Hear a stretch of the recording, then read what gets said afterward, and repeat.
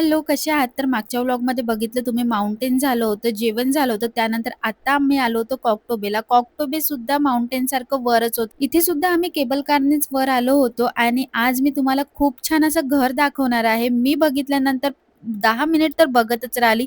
तुम्ही सुद्धा बघत राहाल असं मला वाटते आणि तुम्हाला सुद्धा प्रश्न पडेल, की हे घर कसं आहे? तर मी ते तुम्हाला आज दाखवणार आहे. कॉकटोबे वर होता आणि इथनं खूप छान असं सनसेट आम्हाला बघायला मिळणार होतं. त्याचसाठी आम्हाला कॉकटोबेला आणलं होतं. इथे गोल्डन ईगल सुद्धा होता आणि त्याच्यासोबत भरपूर लोकं फोटोज काढत होते. मी बोलले, "बापरे! काय डेअरिंग आहे." मी तर अजिबात फोटो नाही काढणार कारण मला खरंच खूप भीती वाटत होती त्याला बघूनच. कॉकटोबे एक प्रकारचं एडव्हेंचर पार्कच होतं आणि इथे खूप छान-छान राईड्ससुद्धा होत्या. रोलर कोस्टरसुद्धा होता. मला खूप जास्त इच्छा होत होती बसायची, पण मला भीतीसुद्धा वाटत होती म्हणून मी रोलर कोस्टरमध्ये नाहीच बसले. कॉकटोबे भरपूर हाईटवर होता आणि तिथनं पूर्ण अलमाटी सिटी दिसत होती आणि अलमाटी सिटीचा नाईट व्ह्यू दिसत होता.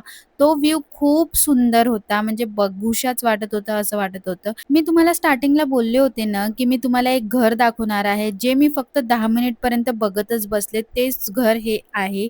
खरंच तुम्ही सुद्धा बघा थोडं, की हे घर कसं आहे, तर तुम्हाला सुद्धा कळेल. त्यानंतर म्हटलं चला आता जायला पाहिजे, भूक पण लागली होती. म्हणून मग आम्ही निघालो रात्रीचं डिनर करायला आणि आज खूप जास्त दमलेलो सुद्धा होतो आम्ही. तर म्हटलं पटकन डिनर करूया, हॉटेलवर जाऊया आणि आराम करूया. भेटूया दुसऱ्या व्लॉगमध्ये. तेव्हापर्यंत बाय.